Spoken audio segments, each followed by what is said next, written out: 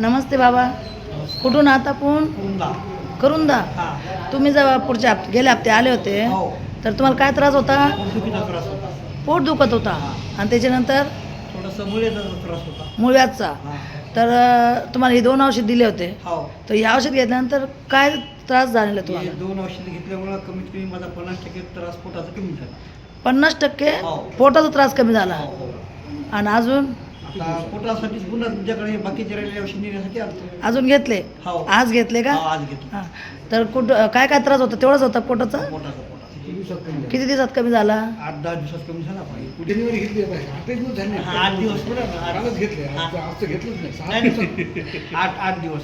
तर औषध घ्यायला 8 दिवस झाले, हो. प्यायला 7 दिवस झाले. हो. 6 दिवस. 6 तर दिवस. तुम्हाला 6 दिवसात एवढं फरक झालेला.